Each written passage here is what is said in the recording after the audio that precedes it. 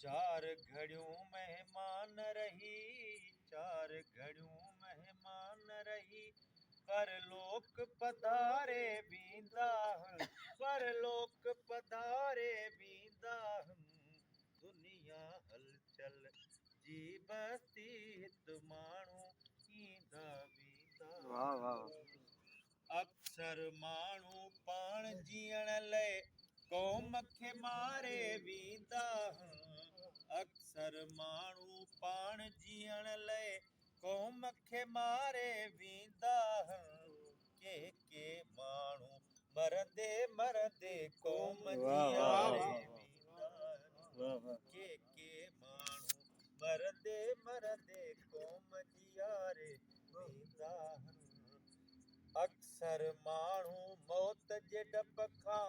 हर हर मरंदा जीअंदा आहिनि, अक्सर माण्हू मौत जे डप खां हर हर मरंदा जीअंदा आहिनि, के माण्हू मरंदे के माण्हू जीअंदे जीअंदे मौत खे मारे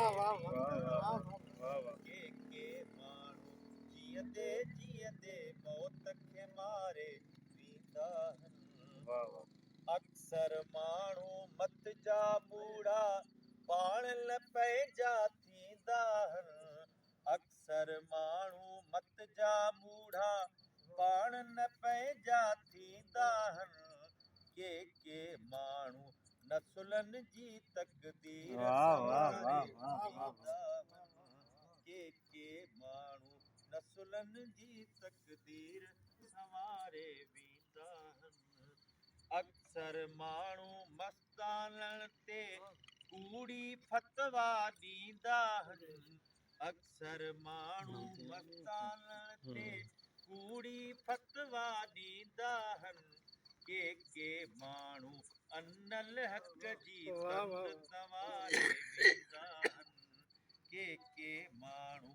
अनल हक़ जी तंग संवारे वेंदा आहिनि।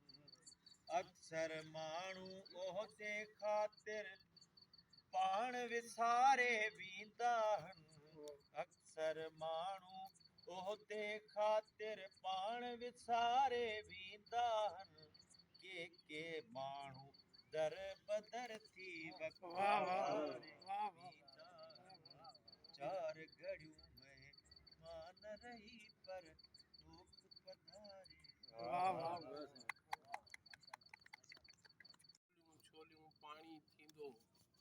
आज़ादी ऐं ख़ुशहालीअ जी तुंहिंजो रत कहाणी थींदो।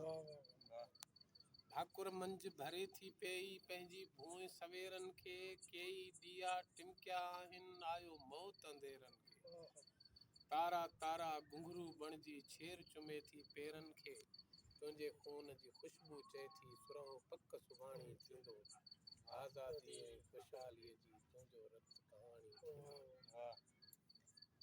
जेसीं का ककोरी रहंदी तेसीं केई चांगा ईंदा, जेसीं का ककोरी रहंदी तेसीं केई चांगा ईंदा, मूमल तुंहिंजो मंड हुजे ईअं मौत क़बूले मांगा ईंदा,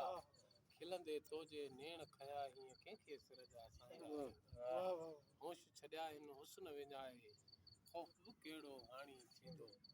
आज़ादी ऐं ख़ुशहालीअ जी तुंहिंजो रत कहाणी थींदो। खिलंदे खिलंदे सेज छॾे हुन राह कंडनि जी वरती,